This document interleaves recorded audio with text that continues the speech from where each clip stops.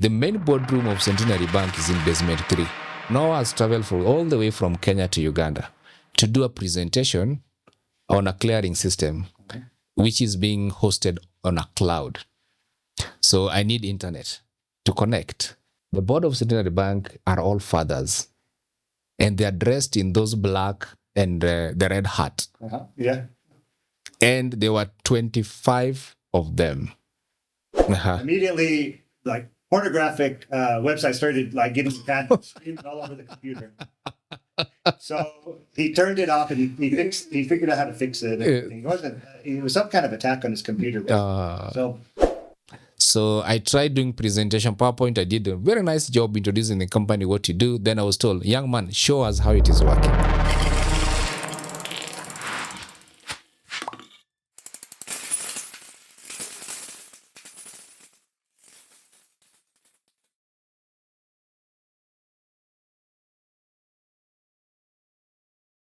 Hi, everybody. Welcome to the Nairobi Gold Rush podcast. I'm your host, Scott.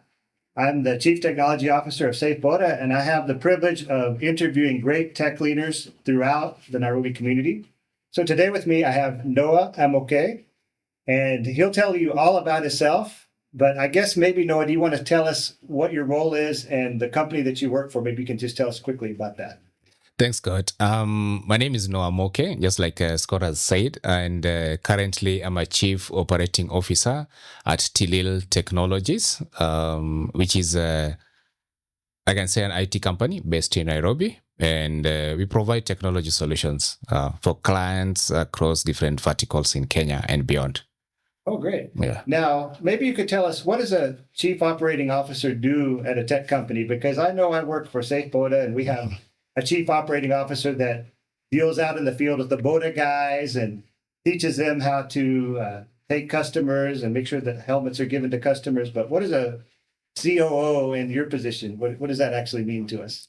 Actually, the COO name makes it a little bit more prestigious because in Kenya, the chief means that I'm whipping people somewhere, which I'm not.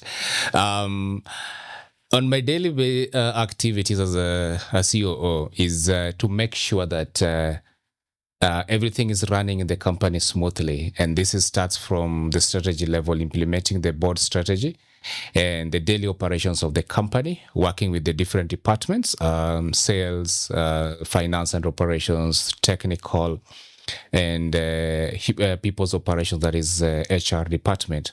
I'm also the bridge between the board and also I can say the employees in the company. Yeah. Oh, exactly. Yes. That sounds really good. Well, I guess before we kind of go into more detail about your role as a COO, maybe just to kind of start out with a little bit, could you tell us a little bit about your background? Like, where are you from originally? Who were you as a kid? Like, maybe just kind of just give us a quick introduction to who Noah is. Thank you. I didn't find myself to be the COO. So there's a whole journey of a career of 15 years of working. So first, I come from western part of Kenya, Kisumu, where I went from high school, primary. And my aim at each stage of the education that I was, that I'm not doing the same thing in the same town. So primary, I was in the village, went to the city, Kisumu city, to do my high school, then went to the university. I came to JKUAT, which is in Nairobi, Thika. I did statistics and computer science. That was not my line of career. When I was young and bright, I wanted to be an engineer. I even knew the kind of engineer I wanted to do as early age as in 12 years. I wanted to be a civil engineer. I wanted to be that guy who built those roads, who built those buildings and everything. But I think fate had me to land into something. So I loved mathematics when I was in school. So that's why I decided, I don't want to be an engineer. I couldn't get the engineering course. When I decided, let me do something in mathematics, and added computer science into it. So when I left campus, like any other person will hustle, tried doing a lot of small jobs to keep myself afloat in town. I didn't have a relative in town, so I was doing research works. The people now call them the writing works and everything. Yeah, so I landed my first job in the financial institution. So I'm a certified banker. That is something that I'm so proud of. Yeah, so I was working in a bank in IT department. That was for at least 3 years in the digital department for the bank. Those days it was a very small department. The people never knew that digital banking will be the biggest thing that drives financial institutions like today. When I moved to the fintech industry. My first employer in the fintech was Jumbo Pay. And we did what I think everyone remembers up to today. We were the first people to implement revenue collections in Kenya. We automated revenue collections from the previous municipality when now county government came into play. Then from there, now it's what propelled me into fintechs industry. So I moved from Jumbo Pay to Craft Silicon, where I was enterprise account manager, and it started opening up for me opportunities to work into multiple countries and things like that. I moved to another fintech called PayConnect, growing my career as head of business development manager. Then I moved again. Why was I moving? Someone asked me that question even today. Noah, tell me why you keep on moving. I think the answer is very simple. Maybe I'm good at what I do. Because funny enough, there's no job application I ever took out there to apply for my job, except the one that I joined the bank with. Okay. So then I moved to Infobip as a sales manager. I think I'm good in selling. I can sell you your own shoes and you'll buy it, not knowing that you're buying your own shoes. So then I moved to Infobip as a sales manager for East Africa and the larger Eastern Africa. Work with multiple cultures and everything. Then after 2.5 years, then I did a transition to another company called CM.com. Now I was a sales manager for Sub-Saharan Africa. So now I'm having 17 countries that I need to run around, look for clients and manage and all that. I think that's now when leaderships came calling head on. Had a team that I need to manage across Africa. Then CM changed their strategy. They said we're no longer focusing on Africa, just like most of the global fintechs do. I don't know why. Then I had to look for something else. That's how I landed at Tilil Technologies. So you realize that it's been a 15-year journey of me to land to where I am. And I started from the basic. So that's growing day in, day out, changing roles and changing companies. Yeah. Sure. Well, that's a lot to unpack there. So we'll kind of go through it a step at a time. And what will be interesting, well, it's great to hear your story. I'd like to unpack a little bit and talk about your experience when you're a young man working at the bank, because I know anytime I've worked at the bank in Kenya, it's very bureaucratic, very crazy, lots of process. I'd like to hear if you have any crazy stories about your time there. I think what I didn't tell you is the reason why I left the bank. Bureaucratic is one of the things. I realized that banks or any financial institution, they are rigid on how they do their things. And there's bureaucracy, this has to be done this way, this has to be done this way. To an extent that you don't engage another department without even informing your boss. So as a young man, we are very dynamic, very innovative. You need ideas and things that can I do this in a certain way. The moment you hit that button, you're told, no, that is out of our standard procedures of doing things. So that is one. I remember when I was there was one day, there's a client, because I was managing internet banking. So a client tells me, no, I need to send money and it's almost to RTGS time and my internet banking is down. So to me, the logical thing is reset the password and send to the client to move on. My boss came and told me, no, for you to reset that password, the customer needs to sign a form. We need to verify that signature. Oh, wow. And you need to send it on an envelope to him. The printed password. I can't take this.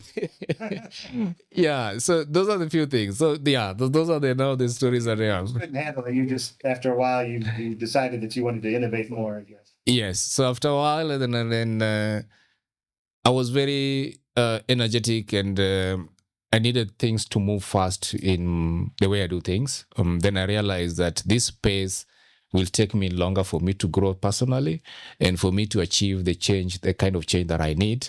And then another thing also, the routine.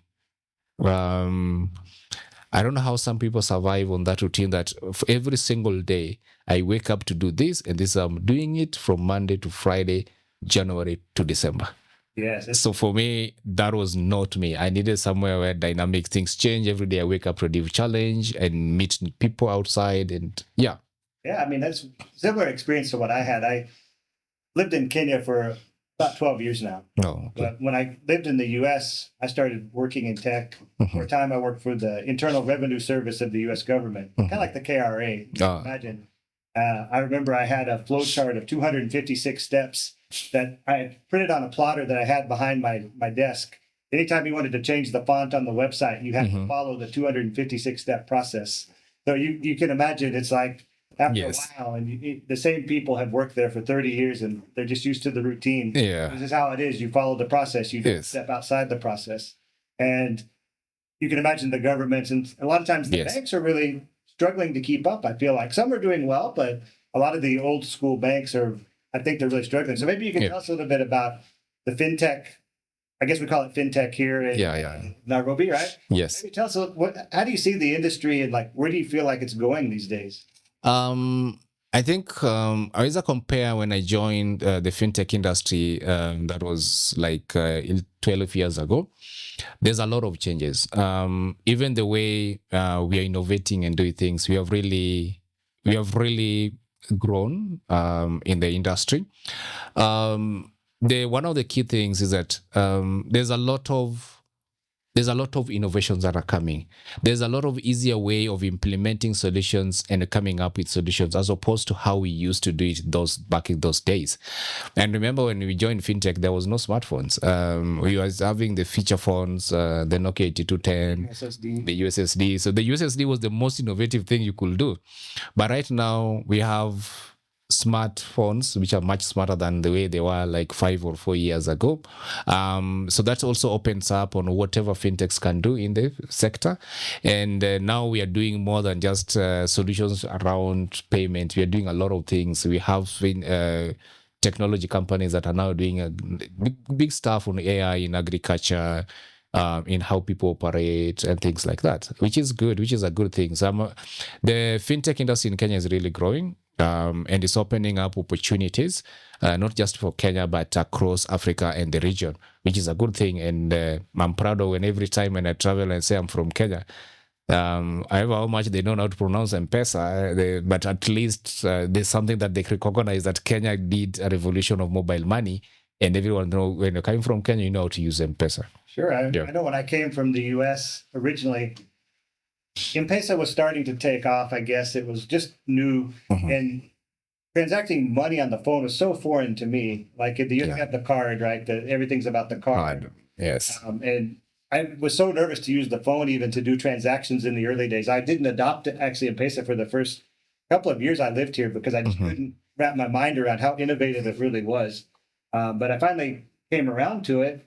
I used to get cash. I used to travel to Uganda, for instance, where the exchange rate is. Yes. So I remember I would do construction projects, for instance, when I first came here. So I had to get thousands of dollars in cash. So dangerous going around CBD with these big bags of cash. It was so dangerous. Yes. So now it's so easy now. It's like a much better situation, I would say. Yeah. So I think Nairobi seems to have really innovated. So you worked in a lot of innovative companies, it seems like. And how long were you in the fintech space for, would you say? I can say 10 years, 10 years plus. And I've worked across different solutions providers in the fintech industry. The main one, just like you mentioned, was one of them is a fintech that was doing revenue collection systems. Then I've worked in a fintech that was doing core banking and digital banking solutions. Whereby we were the first people to automate some of these circles, microfinance, to move from the legacy of writing documents and everything, to give them system to automate their processes in the core bankings and all that. I've also worked in fintech that's helping communication solutions. And this is where now the new technology caught up with me, AI and the rest, where we're building chatbots. We started with the scripted bots.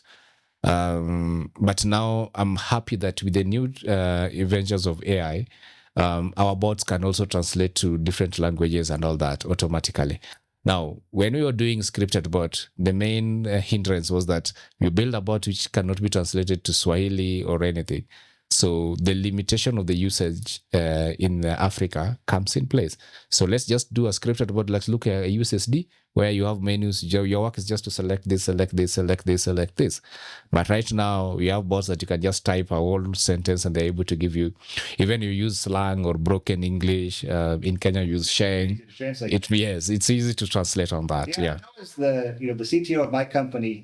I get contacted by a lot of these companies in the US, the ones that they say are the big players. Yes. And they always try to sell these really expensive solutions around whether it's maybe a customer help desk, USSD, and SMS solutions. Yeah. And the big thing now is AI and chatbots, right? Yeah. They all have chatbots now. And so you ask them, what about Swahili? What about the local language here? Yeah. Well, we have Spanish. Do you need that one? No. Portuguese. Yes. So maybe you can tell us a little bit about your current company. So from what I could understand is that you do a lot of providing around maybe SMS, USSD, or is that kind of one of your core markets along with the chatbots?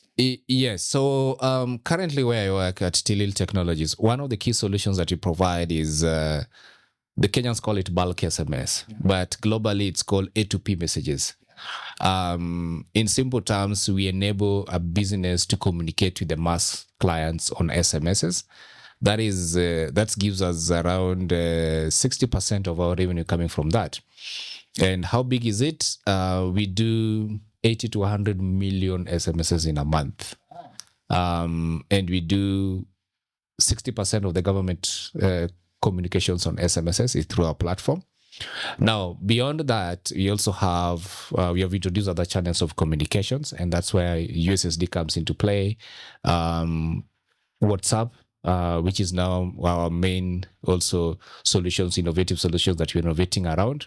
And this is where we are also building the bots, engaging customers for customer service, whether it's marketing and things like that. We are now moving to the next step because as the world moves by, not everybody will embrace SMSs a lot. There's also a change of people embracing other channels of communication. So as a company, we are also innovating towards that direction. Yeah. So that is what you do. We also do software development, which is a big thing for us this year. If you want a solutions built from scratch, we are able to do that, customized solutions for different clients. Yeah. Sure. And how do you find it being a company? I'm assuming your market is kind of mainly Kenya. Is that correct? Yes. Mainly in Kenya. Yeah. And I'm assuming you have a lot of global competitors in this market. I think even you may have worked for some of those competitors. Yes. You mentioned Infobip. Yeah. So I think I was actually thinking that I kind of knew you from a while back because I used to be a big company with Infobip when I worked for a company called 1 Acre Fund. Yes, I remember. The time you were working there for Infobip. That's a big company. I think at some point in time, Uber I don't know if they still use them, but big companies use these global messaging companies. I know there's a big company, Twilio, that comes out and like for instance, one of the things I saw with these global companies, the pricing is very crazy for the Kenyan market. They price like they're talking in San Francisco or London. Yeah. Maybe is that one way that you guys find to compete with them, or is it more of the Kenyans has a very peculiar way of doing their things. And this is why we'll never throw our Safaricom line and fully go to Airtel or Telcom. We believe a lot in buying locally made solution. And that is something I'm also proud of as being a Kenyan. A global company will come, present all the nice solutions and everything. But if a Kenyan company comes and present the solution, the Kenyan mind, we just go to the Kenyan. Okay. So that is one. The second thing, local solutions are easy to tweak, to meet our local needs. International company will have a very nice solution, but if you tell them that I need this to be changed so that it work and fit my need, which is for the local needs here, they'll tell you that is not possible. This is how it is working in the market, and this is how we operate. Now, you see, with such kind of challenges that people are meeting, so we end up working a lot with the local companies and everything. Now, the global companies comes in. Yes, another challenge they're also facing is the pricing model, because what they tend to do is to convert from where they're coming from. If they're coming from Europe, they want to price in euro and then convert to Kenya shillings. Coming from US, they want to price in dollars and then convert to Kenya shillings. If you do the exchange rate of years, the price will be expensive. Oh, yeah. All right. And we see now them, they're looking at selling at the same price and margin. They want to sell this in Europe, in the US, and in the Asian market, forgetting that Kenyan is in Africa and the economy is looking at all that. We are not be in a position to afford such kind of solution. Yeah. Makes a lot of sense. So it's kind of a no-brainer for you guys to come in and offer a local solution. And companies are really willing to sign on because, even we see this with the Safe Boda and transport market. For the international company to come in and work with the average motorcycle driver, in Uganda, where we mainly operate, we call it Boda Boda driver. Like, to work with those guys, it's hard coming from outside the country and to understand the mindset and what do these drivers need? What benefits do they need? How do they think? Yes. How do they think about safety? Right. So, so there's definitely a component that you guys probably have a great advantage. Well, you mentioned that you now are going into these chatbots. I mean, AI is a very hot topic. Just the last couple of weeks, we've seen the DeepSeek come in, and yes, now China seems to be giving a good game to compete with the U.S. market. How do you see the AI industry going from your perspective? What do you see is going to be happening there? Now, there's something in this market in Africa that we also need to differentiate, because when we talk about AI, what people think is about robotics. So everyone try to relate AI with the robotics, and I keep on telling them they're totally different. Robotic is just one of the things that were innovation that was done on something. So AI is here to help us achieve whatever we do in a more simpler way. Okay. And there's also something that I also saw stories that running that AI is going to replace that in the places of work. No. We need AI for us to do whatever we do in a much better way, faster and more efficient and all that. Now, right now, all the solutions that are coming out in technology or anything that someone is doing, we're incorporating artificial intelligence, okay, so that we're able to offer that solutions. One of the things is more robust solutions, more efficient, more focused in terms of service delivery, in terms of operational wise and things like that. Yeah, so even as in tech, it's where we are. When we're building our solutions, not just the bots, yes, we have to incorporate AI into that. The platform that you're doing for customer service, you're incorporating AI into that so that we make the work of a customer agent much easier. They don't have to dig into that. Yes. So AI is here and to stay, and it's going to revolutionize how we do our things. Yeah. Yeah. How do you bridge the gap between companies need these AI chatbots to communicate with their customers to, make things more efficient, but yet a lot of the customers, they want to talk to a real person. What do you see like that? That always seems to be a challenge to me because that's always a very hard thing. No, it's not. What I keep on telling people, let's innovate, but don't forget about the human aspect of everybody. We are all human in whatever that we do. So at any one particular point, we want to relate with a similar human being. So that's why when you're giving out, for example, chatbots and all that, if you put that human aspect into it, then that means you need to offer an option where someone who doesn't want to automate everything to communicate to a bot, continue talking end to end, should have an option of engaging with a human being and hands over that conversations to human beings. That is very important. Yeah. Maybe, I can tell you're a sales guy, you mentioned you could sell like anything. Yes. Do you envision a world where AI starts to replace salespeople? Is that something you've ever thought about? AI replacing salespeople? No. AI assisting salesperson? Yes. Yeah. Because Sales is more on a relationship basis. Now, you sitting in your computer, how many times do you buy on the marketing information that comes to you? Not very often. I get Not these yes, emails come in. yes, Everybody's always trying to sell something. yeah.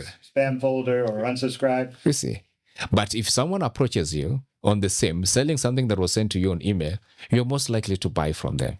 So what I can say, AI is not going to replace salespeople. What AI is going to do is to assist a salesperson to sell much better.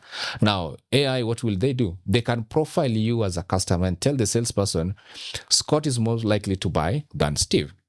Okay. Why do Scott most likely? Because Scott likes looking at cars on his TikTok. He talks about cars on his Facebook.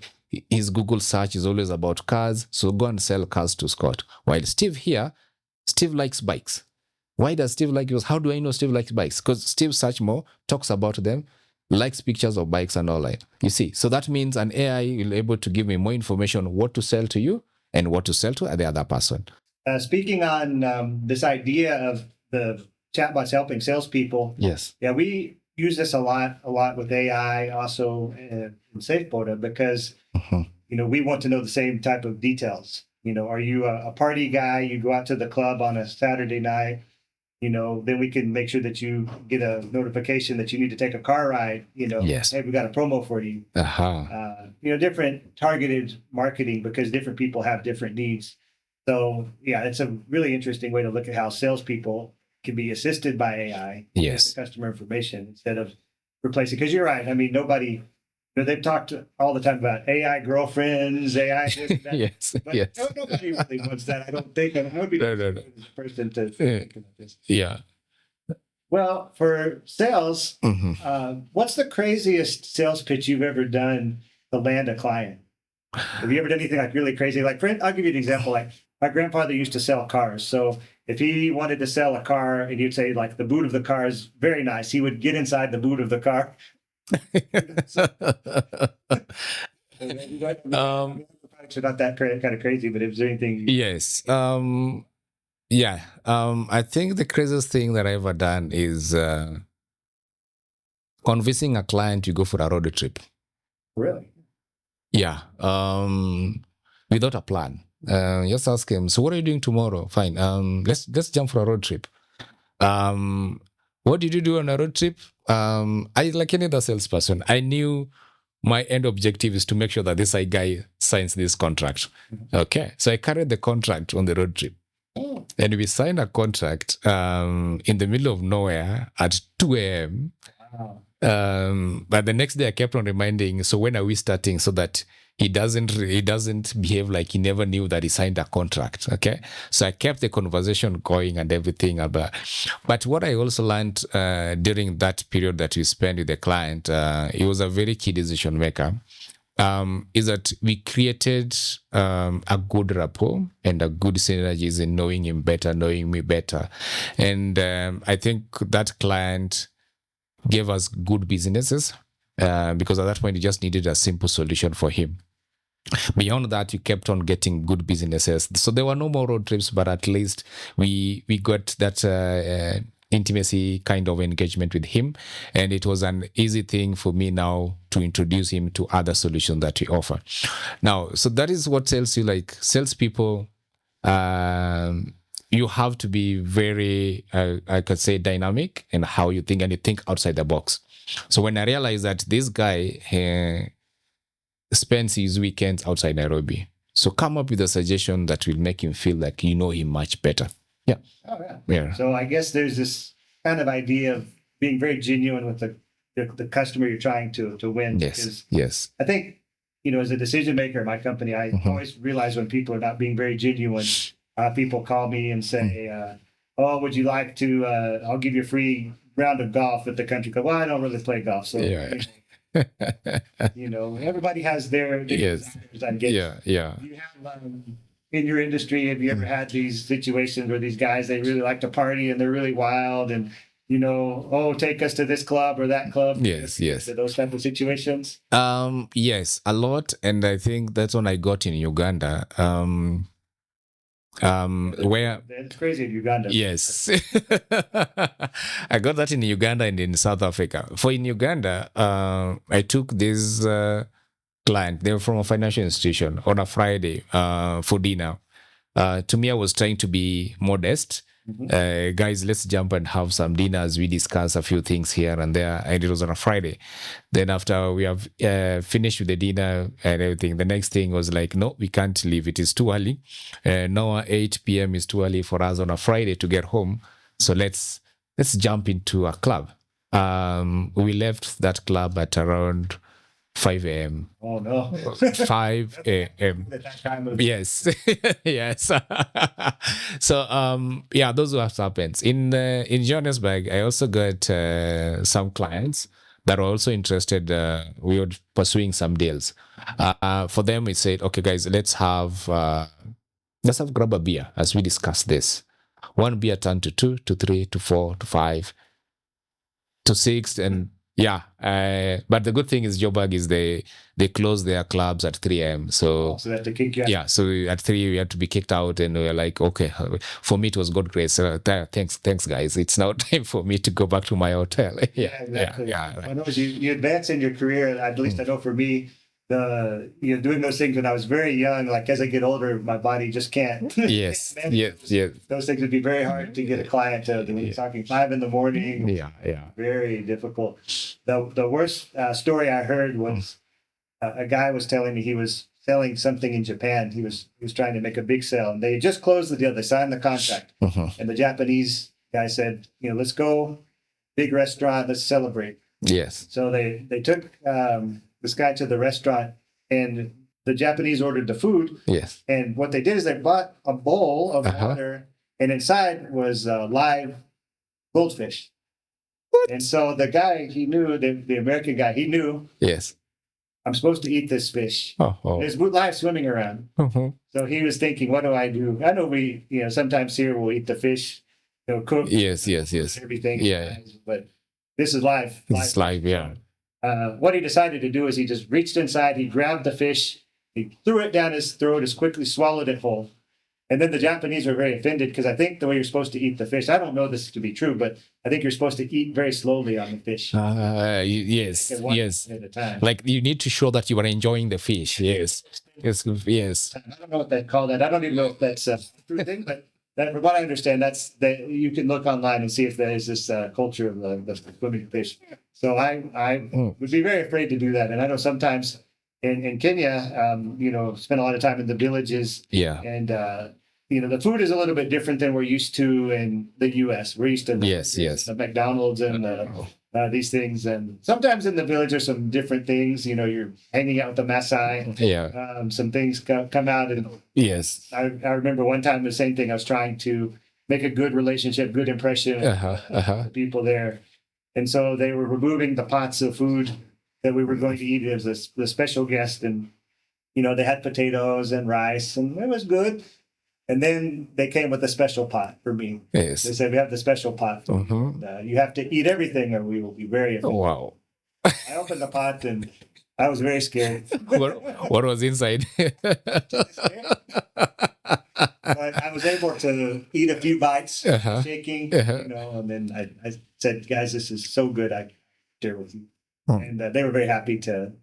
No. The good thing with the guys from that part of the world, like Maasai's and everything, they love meat. So whatever is in the pot is just a meat. Yeah, it's just a meat. And the good thing, I think, as in East Africa, we don't eat funny animals or anything. So you just still get and eat, whether it's a goat meat or a beef or a sheep or something, but it's a meat. That's what I'm kind of sure. Yeah. It's very hard to explain that to visitors that come from outside. I know even my father came to visit. Yes. And he had a whole suitcase full of dried meats from the U.S., crackers, crisps. We took him to the coast, to the very fancy buffet at the resort lodge. They've got all the good meat there. Yes. He would not eat it. Yeah. Say, this is chicken. No, I won't eat. So if people are very, very scared sometimes, I think maybe TV or it's something that is very contradictory to the good meat and the Maasai. They always have something really good. But they should also come and experience what you also eat, not just the meat. But I think we are being considered as the lovers of the meat a lot in Kenya. We eat a lot of meat. I think that is something like eat like in a week, four meals in my house is just meat. Yeah.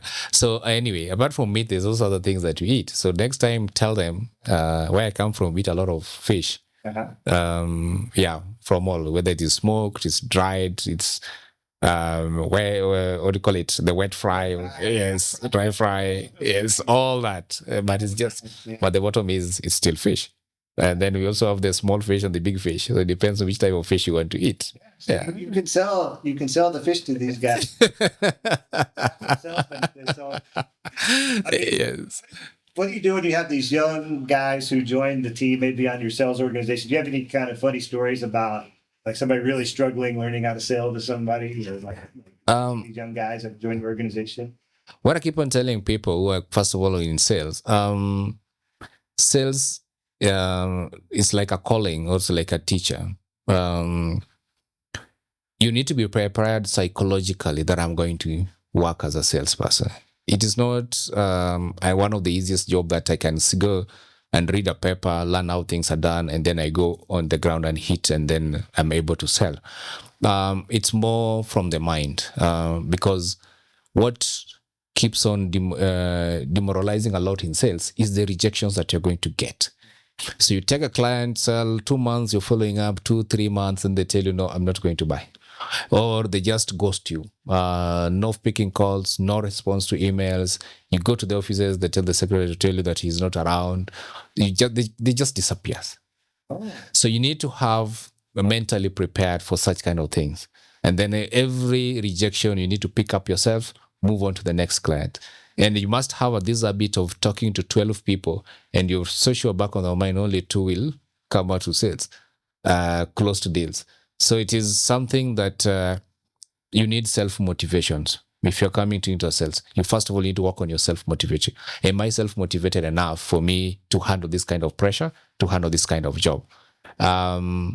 Because even if you go read playbooks, I'm so passionate about sales. So you read playbooks, you read everything, but the inner energy needs to come from you. Yes. Yeah. I think it takes a certain type of person. I know that's why I went into tech and programming, because I could just, for hours, I could sit there and code and do things, and I didn't have to face that rejection. I think that was the biggest thing. I just always struggle with that. I never liked the rejection part of it. Let me tell you why. When you remember, I said I was starting my career in the bank. Yeah. When I joined the bank, I was a coder. I was a developer. We used to update core banking systems, do a few ticks and there. So why did I leave that? Because when I was in campus, the language, the software development language that I learned was VB, C++, C#, and Fortran. Coming to work, I'm meeting .NET. Yeah. There was .NET, VB a little bit. Mm-hmm. Before I could specialize on .NET, people moving to PHP. Yeah. And then someone tells me, no, for you to develop it, you need to be learning every single day. Yeah. I said, enough is enough. Yeah. Let me move to this other side. Yes. Yes. Yeah. Personality to just sit and study and be very academic, I feel like. Which it's a little bit different, but where sales is more the relationship side. Yes. Yeah. Yeah. Yeah. Yeah. That's sort of why I went to more the technical, because I can learn, but dealing with the rejection day to day. Yes. Knocking on doors and you're always on the move. Yes, you're always on the move, always looking for something new that somebody else can need. Yeah. Is there something you think you could suggest to these young guys to be like cultivating the skills to that, or you think it's just like a natural born ability? There's some people who have also taught themselves on how to sell. So that means, yes, there's the natural ability of you being a salesperson, but there's also aspect that you can also train yourself to be a salesperson. What I keep on telling young people is that once you have identified that this is the line of career that I want to take, whether it is in sales or even in tech, but let's talk about sales. You need to know, how do I make myself better? There's some online courses that you can actually even do while in a matatu going home, like Udemy. Just register on Udemy with the $10. There are courses, $8. There are courses that you can do. That's less than 1,000 Kenyan shillings. There are courses that you can do, which helps you on how to make your pitch, how to do cold callings, how to draft those nice emails that you look at them and then you're able to see how to manage opportunities through the opportunity pipelines, from leads generation to closure and things like that. Sales cuts across different, whether it's fintechs or fast consumer moving goods, or you're selling anything, but the process of selling sometimes usually the same. So you need to grasp the idea. You need to grasp the knowledge that I need to be doing this at this stage. Yeah. Another thing is get mentors. Get people who have done this for a period of time. Learn from them. They'll tell you their stories. We have so many funny stories as salespeople that we can share in a whole room. If you meet the whole night, you can just be talking about what happened to this client and things like that. Yeah. Maybe do you have any of those particular stories you could share with us that you think our audience might they find so? Now, this one, I think I shared this is also in one I was doing some sales talk. There was this bank that I wanted to close. Am I allowed to say the name of the bank? Yeah. That's okay. It won't cause any problem. No, it won't cause any problem. I had a meeting with the Centenary Bank in Uganda. You've come from Uganda, you know. So it is one of the largest bank in Uganda. It's like Equity in Kenya. Now, the main boardroom of Centenary Bank is in basement 3. Okay. So like when you're coming from the other wing, you're like on first floor, but on this other side, you're on basement 3. So we are in basement 3. Noah has traveled all the way from Kenya to Uganda to do a presentation on a clearing system, which is being hosted on a cloud. So I need internet to connect. Now, I'm doing a presentation to the board of the bank. So first of all, when I walk into the room, the board of Centenary Bank are all fathers, and they are dressed in those black and the red hat. Yeah. And there were 25 of them, And seated on this side and seated on this side. Are these the executives of the bank? Those are the executive of the bank. The bank is owned by Catholics, so all of them are fathers. So first of all, that was a shock. Yeah. You see the dressing and everything. First, that was a shock. So I walk into a room full of fathers and I'm being told, yes, you need to present to this. Okay.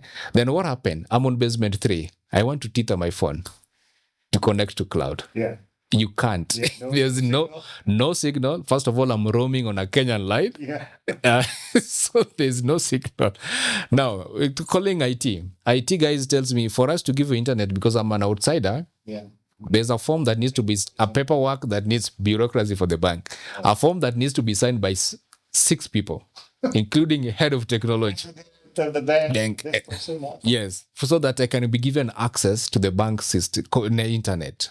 I struggle. Then I talked to one of the guys. Can you help me tether your phone? Because you are in Uganda. At least you have a Uganda line. Sure. The network was 1 bar. Oh.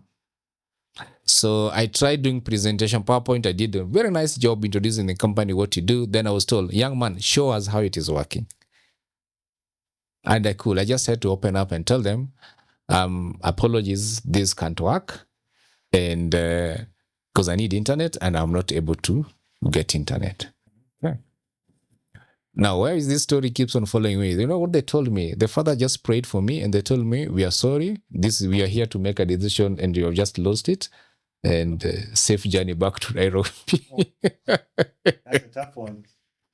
That's a tough one. Yeah. So you see now, you're talking about rejection. That was a simple rejection. But that one I keep on remembering. From that day when I landed to Nairobi, that weekend I had to go to a Catholic church in Kenya just to confirm that the dressing code that I saw is still the same as what I see in Nairobi. Yes. Yeah, that was very shocking. Yeah. You go into that room, but yes. Yeah, I mean, I guess there's this level of preparation, but sometimes I find in countries, Uganda, places, sometimes it's very remote or something where the technology just isn't quite there for you. Yes.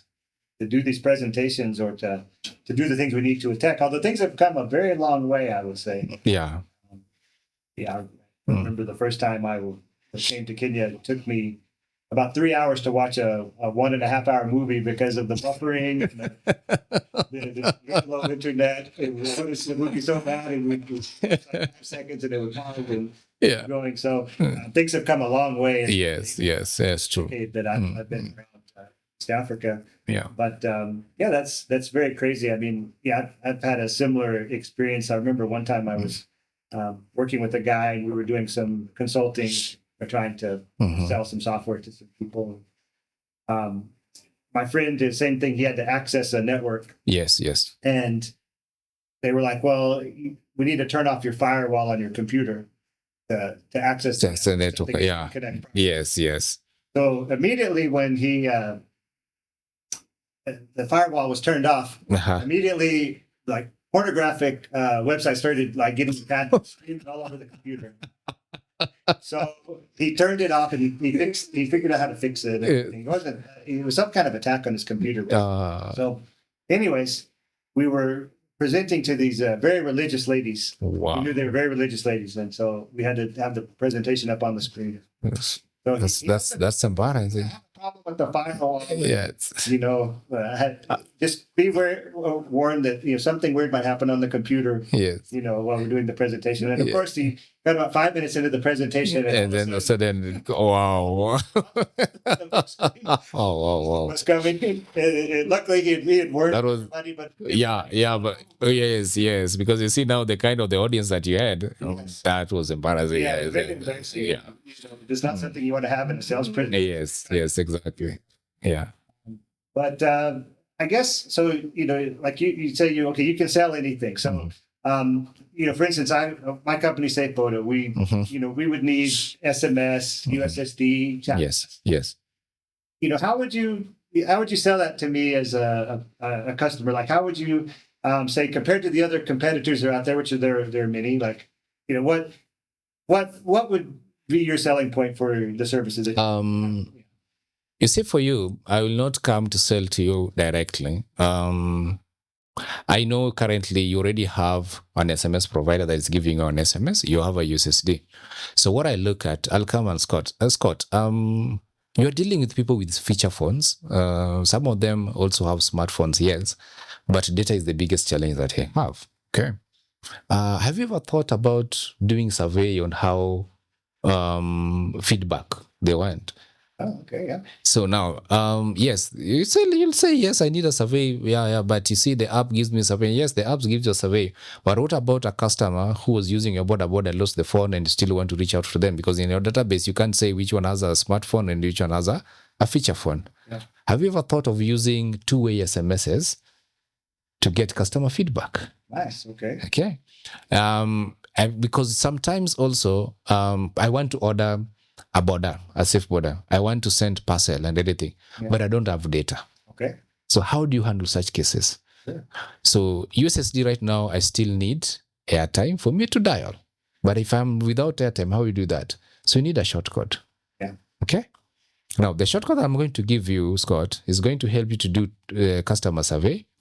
I can also order a border through the shortcut where I'm saying, I'm texting, I need a border. Yeah. It responds back free. Sure. There's no charge for me on airtime or anything. Then you ask me, where is your location? I tell you Ngong Road. Where in Ngong Road? Which plaza, which building are you? Then I tell you this.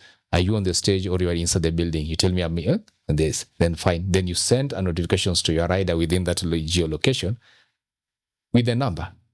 Have I requested for a border on SMS? Do you have such a solution? Yeah, no, we don't have that currently. I mean, yes. And that's one of the challenges that we have because we very much started as an app-based company. Yes. And there is the market that really struggles with the smartphone first up. Yeah. A lot of people don't have smartphones. Yes, exactly. A lot of people, they may have the smartphones. They might have the SMS USSD. Yeah. So definitely something that is in the future for Safe Photo, to continually innovate to reach out to every customer that we have. So you see now, with such a solution, I've not come to sell you SMSs. I've come to sell you a solution on how to do customer feedback to improve your whole businesses. because there's also an aspect. Yes, I have a smartphone, but I don't have data and I don't have Wi-Fi. In Kenya, public Wi-Fi are the most limited things that you'll ever meet. Okay, so now you see, I'm giving you a solution. Yeah. Then you say, okay, fine. Now let me give you this part of the business for this short code. We do a test. I can build my platform, give you a test and everything. It's working for you. Now, that is the kind of now sales that I'm going to do to you, because I already know if I come to sell to you SMSs or USSD, you're going to now know I have this solution. It's working perfectly. Give me a few reasons why I should move. Then it will boil down to price. Service, you'll say every salesperson talks nice about their company, so you cannot judge that. Okay. So that's why I'm saying I come up with a solution that I know you don't have. Yeah. Right. And that is how now I will weigh you down into working with me. Sure. Yeah. Okay. Well, and then I guess as the COO, you deal with the customer service. You kind of talked about that a little bit, that every company, every salesperson says we have this great customer service. And then usually when you get into the company, like the customer service is not so good. So how do you help improve your team's customer service? Like what things do you stress with them? The biggest challenge that I have is not the sales guys on customer service, it's the tech guys. The customer support, tech customer support. Because even the language, how they respond to customers' issue on email is more direct and more technical. Yeah. They'll go straight to the solution. It is fixed. Full stop. Yeah. We had a downtime, it is fixed. Yeah. Now, a customer doesn't want to know it is fixed. Yes, we want to know it is fixed, but what caused it? How did you fix it? Yeah. What is the prevention that you have put in place for it not to happen again? Mm-hmm. So I take communication seriously, and what I do, I train and I coach on communications and how to gain with customers. Okay, so that the response that you're getting from the company makes sense to the customers, and it is more elaborate, and the customer don't reply a lot of emails still asking for clarifications on that. Okay. Second thing is timely communication. Yes, I can send a communication, it's nice, but I'll send it after 3 hours after the issue was raised and fixed. So timely communication is also something that I good on. Other things that I also do is to have that good account management and relationship with the customers to improve on customer service. When a customer needs to know, who do I need to call when I have this? When I call my account manager, he should be in a position to help me or to coordinate my solutions, both technical, operations, whether it's a billing issue, system downtime issue. So that is something that also stresses about. And then also something that we keep on forgetting is being available for your customers whenever they need you. So you, as whether it's a tech account manager, a business account manager, customer service, when a customer calls, give the customer the time that they need and try to sort them as soon as possible or as fast as possible. Yeah. No, I mean, that says a lot, because I think particularly your point about, how do you tell the customer what the problem was? Yes. Here's the exact issue that we had, instead of saying, oh, it's fixed. Yeah. Because that's been a very big issue I've always had. I need to know what happened. Is it going to happen again? Yes. And, don't necessarily need to have every single technical detail, but it's fixed answer, with a lot of tech companies, it doesn't exactly sit very well. True. Deal with companies. Sometimes, and maybe you could explain in terms of your business model, I'm assuming y'all are kind of sit in between the telecoms, the Safaricoms, the Airtels of the world, right? You said, and maybe aggregate is the word, that terminology maybe that you would use for this. What is it like being like the third party here? So there's a big outage on Safaricom, and yet the customer is looking to you to say you're the problem. Do you have that situation happening quite a bit? Yes, and I think the big giant will never accept that they're down. Yeah. They'll try to say that it is your system that is not connecting to us properly. So we have had those back and forth with them as late as yesterday at night. So what you do is I'll tell them, please be as open as much with me so that I know how to manage my client if there's a downtime or there's an issue with their system. So we try to make sure that our solution, the way they're connecting the big guys, is usually top notch. so that when I'm taking a hit from my client, let me take a hit that I know be it's my mistake or it is my downfall or it's something that is not working well. Something also we also try to, because the customers knows that dealing with the big guy is also an issue, so sometimes we also blame the big guy on issues that we know belongs to us because it's the easiest person to blame rather than telling your client that my system failed. So we pass the blame on the other side also. Okay, but what I usually try to do as much as possible is being in the middle. You can be boxed around by the client and also the big guy, so you just need to make sure that every solution that you're presenting in the market able to meet the minimum requirement, and stability is very key. Right now, in a junior sales person, be good at selling at that particular stage. Okay, for you to grow to the next to be a senior salesperson, you need to perform well as a junior salesperson, to grow to a senior salesperson, to grow to a sales manager, to grow to a country manager. So that's how the journey goes. If you're a developer, you, you need to learn whatever needs to take you to that level of being a senior developer. Is it a new development language that is going there? Or is it taking more jobs, having good experience? That's one.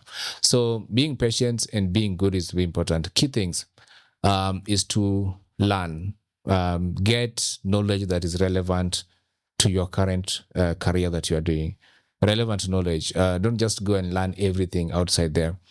Identify the relevant information that you need to pick, learn, and that helps you to grow. Another thing that also junior people should not underestimate is the power of mentorship and the power of coaching.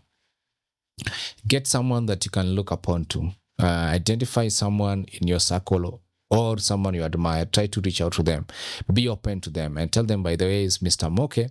I really admire on what it is. I need you to help me to get to this level. Can you hold my hands in this journey? Okay. Because now a mentor will tell you, I did this mistake and this is avoid this, work on this, work on this. Okay. Other thing that someone who is also a junior in employment and everything, don't be afraid to take risks. Okay. The risk will be a leap into the next stage into your employment, a leap to resign and get another job, a risk of how it's taking more responsibility in your current stage of employment where you are, because taking those risks is what makes you grow as a person. Sure. All right. And maybe what about yourself? What's maybe you would consider a big career risk that you took somewhere along your journey? Is there a time when you switched jobs or something where you thought, man, I don't know if this is really good? The biggest risk that I took is when I left Craft Silicon as an enterprise account manager to becoming head of business development. Okay. Because you see now, as an account manager, I was working with already existing products, existing clients, just trying to cross-sell to client. Then I took the risk to go and head a sales and product team in another company. Okay. Not that I was really good into selling. No, I was still learning the ropes of selling. Not that I was already understanding all the products that are there. No, I was used to build products, but I went out there to build products from scratch. I learned both technical side and the product development until we built products and we started selling. Because I was told, if you don't build products, there's nothing for you here to sell. Okay, so that's the biggest risk that I took. Yeah. I assume it paid out. It's paid out. Yeah. It's on the right track to go there. Did you find it hard when you kind of went from being directly sales to maybe managing other people now? I mean, was that a hard transition? And I guess along that line, what's some of the craziest thing like maybe an employee has done where you're just like, wow? I mean, maybe you don't want to talk so much in detail of the specifics, but have you ever had any crazy experiences with employees where you're like, wow, what is the staff thinking? Yeah, changing from heading a small sales team now, but to being heading of a company was also a big leap for me also, I can say on that. The first of the things that I was not prepared for was taking the role is managing people's operations. They're like being like the HR also person. Mm-hmm. Yeah. I thought I was coming to an organization that had all the departments well set up and everything. But when I landed in, then the shock was that no, these people look up to you on their work, on their life, or everything is you. You're like a father to all of them. Okay. What is the craziest thing I've ever had? I gave instructions to an employee and they told me I'm not going to do it. Yeah. And how do you? So you don't. That? I mean, So you don't. right? Yeah, in front of you, and they tell I'm not going to do it. Yeah, because I don't. So I said that to my dad, for instance. yes, Your parents just yes, why but did it turn out such a good result. yeah, but because you see, you expect this person to show that respect, even if they're not going to do it, they should not tell you in front of you. Okay. So I just sat down and the person said I'm not going to do it and started walking away. So you don't know whether to follow the person and grab him and try to convince him to work. You don't know. So I just sat down and took 2 glasses of water and I walked out of the office. Took a walk, then came back, cooled down. Then I let it slide. Never followed up or anything. Funny enough, 2 days later, the task was done. So that means as a manager or a person in such a position, high position, one of the things you also need to control is how you react to situations and your emotions. Yeah. Yeah, I think that's a really good advice because I think nobody wants to have a manager that's shouting at them. Yes, that's true. I mean, and I guess the key thing is it's like, it's surprising when an employee might say that to you, I'm not going to do this. But at the end of the day, you're not their parent. You're not. Yes. I mean, you're all adults. You all, they don't have to do what you tell them to. I mean, yes, there's a level of, okay, you're providing them the job and everything, but it shouldn't be that way, So it's good that you're able to see that and be like, okay, I'm going to handle this calmly and try to gain maybe the respect, through a more calm way. I think that's always the better approach, at least what I've found. Yes. So I've never seen success just being like, okay, here's what we're going to do. And, if you either listen or you go, I don't think most people respond to that. Yeah. It's not true.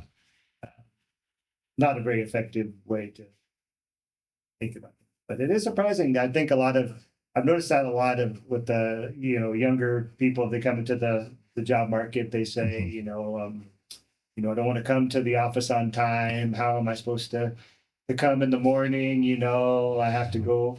I need to take a very long lunch break. A lot of